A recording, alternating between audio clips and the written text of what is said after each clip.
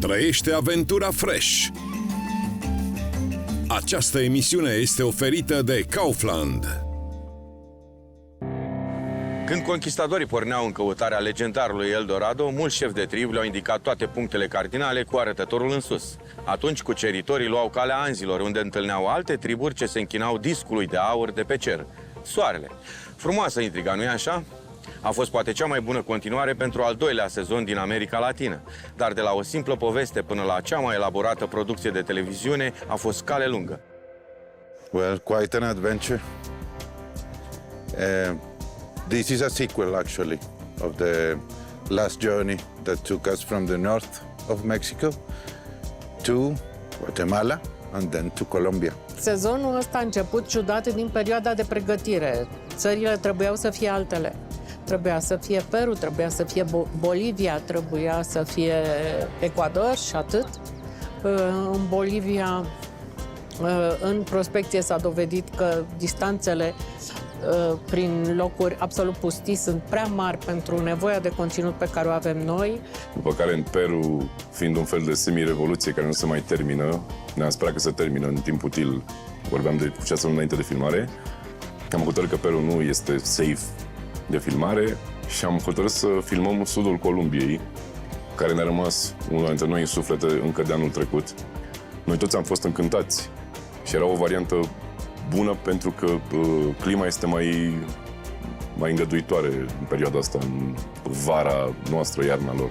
Și ne-am gândit că dacă tot am venit să explorăm America Latină și America de Sud, să pornim de acolo de unde am plecat, adică din Columbia, ca să poate de-a lungul sezoanelor și de-a lungul anilor să descoperim tot acest continent.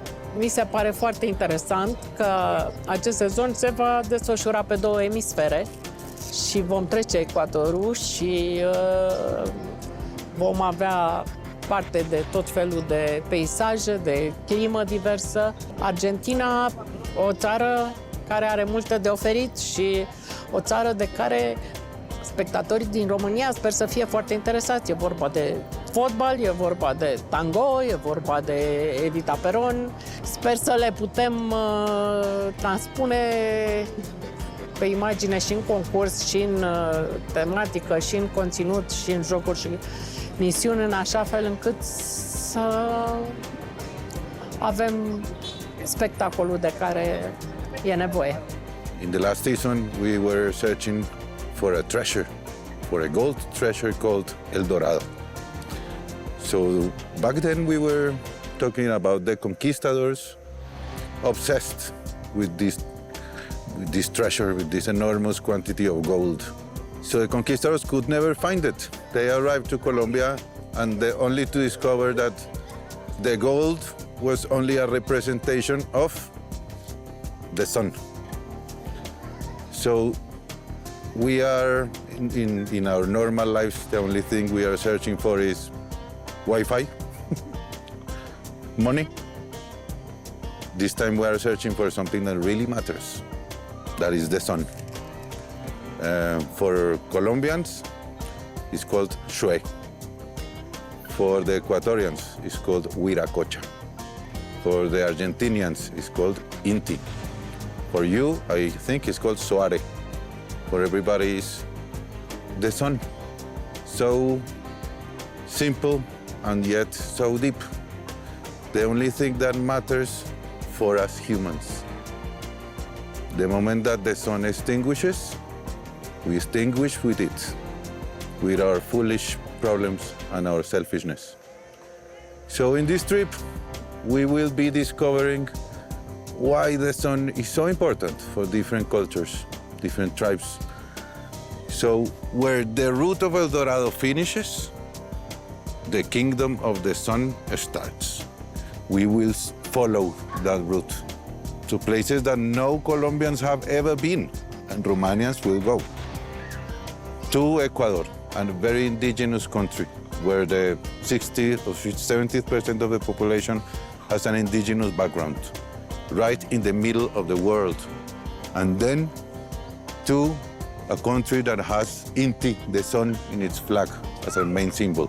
Argentina, a country that has a fascinating culture that has produced some of the most remarkable and iconic human beings, from Evita to Maradona to El Che.